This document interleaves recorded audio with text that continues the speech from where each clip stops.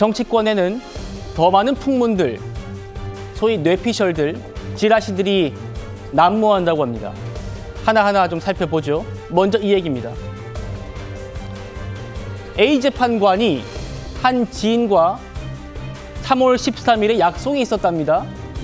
그런데 대통령 구속 취소 이후에 우리 23일에 보자. 23일. 이게 이제 돌아오는 일요일이죠, 이번 주에.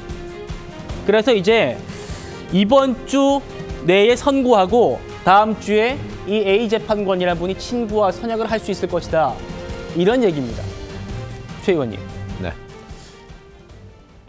이게 지금 또 하더라 얘기입니다. 그러니까 이 재판관이 지인에게 했다는 걸 누가 들었더라 이런 얘기로 나오는 얘기인데. 아니 그래서 그 기사 자체도 풍문이라고 되어 있습니다. 풍문. 그야말로 여기저기서 떠도는 얘기들 그러기 때문에. 그리고 저게 실제 그 재판관이 23일 날 보자가 아니고 23일 이후로 연기하자는 거거든요. 그러니까 일단 한 열흘을 연기한 거예요.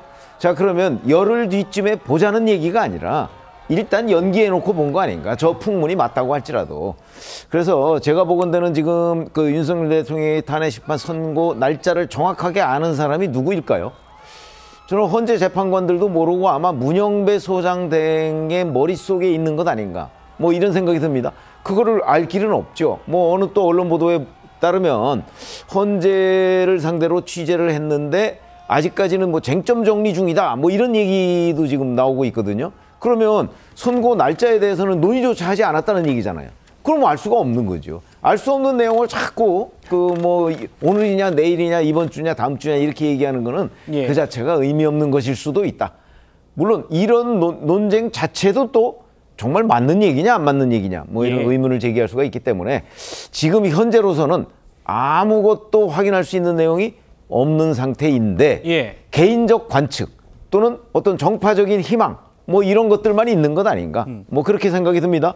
근데 제 개인적인 관측은 이번 주도 다음 주도 아닌 것 아닌가. 4월로 넘어가는 것 아닌가. 저는 이렇게 관측을 하고 있습니다. 알겠습니다. 그 얘기 조금만 남겨두시고요. 네. 뒤에 또 여쭤보죠. 정영재 변호사님. 풍문으로 들었습니다. 풍문으로 들었어. 풍문으로 듣기로 어느 재판관인지 모르겠습니다만 지인에게 우리 23일로 이후로 연기하자.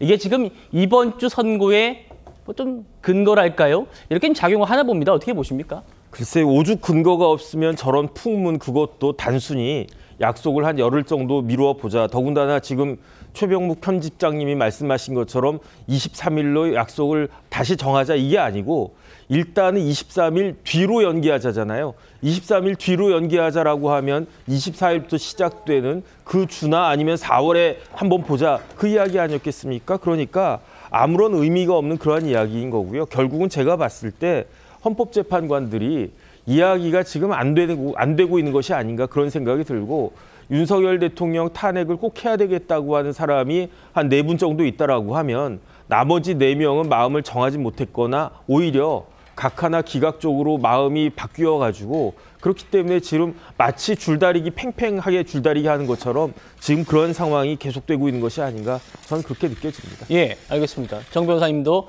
언제 나올지 얘기는 좀 잠시 두셨다가 제가 또 여쭤보도록 하죠. 김준혁 대변인. 야권 지지층 사이에서는 이런 지라시도 돈다고 합니다.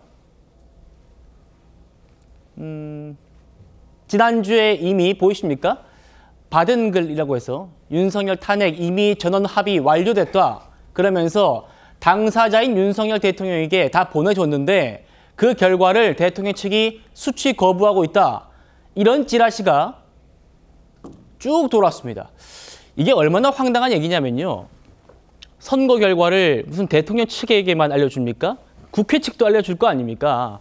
상대 측인 국회 측에도 갔을 거다. 그러면서 이제 얘기가 나오니까 정청래 법사위원장이 팩트체크를 해줬습니다. 가짜 뉴스입니다. 저에게도 문의가 많은데 아직 헌재로부터 아무런 연락이 없습니다. 선거 날짜 연락 오면 즉시 공개하겠습니다. 정청래 법사위원장이 제일 먼저 공개하지 않을까 싶은데요. 그렇습니다. 뭐 헌법재판소로부터 연락이 이 청구인 측하고 피청구인 측 양쪽으로 동시에 가지 않겠습니까? 지금 그 청구인 측의 대표가 정청래 법사위원장이기 때문에 아마도 정청래 법사위원장이 그런 연락을 받았다면 그 누구보다 먼저 날짜가 이제 잡혔다라는 부분이 공개될 건데 예. 지금 저는 그 밭글이라는 소위 밭글, 지라시 뭐 이런 부분들을 보면서 오죽했으면이라는 생각이 듭니다. 얼마나 많은 사람들이 지금 이 헌법재판소에서 최종 선고 기일이 언제로 잡힐 건가 하는 부분에 대한 궁금증이 많으면 매일같이 저런 글이 뭐 쏟아져 넘쳐난다 이렇게 네. 표현할 정도로 많아요.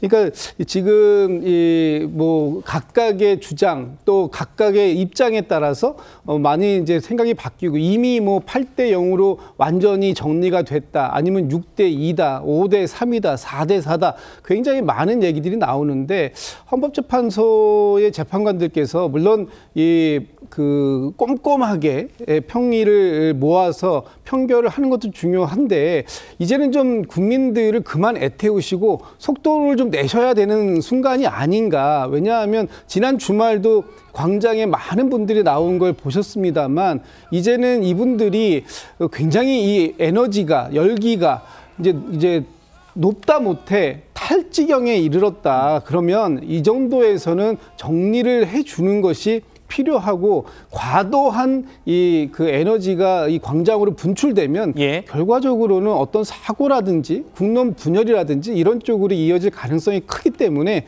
이제는 헌법재판소가 나설 때가 충분히 됐다 이렇게 생각합니다. 예.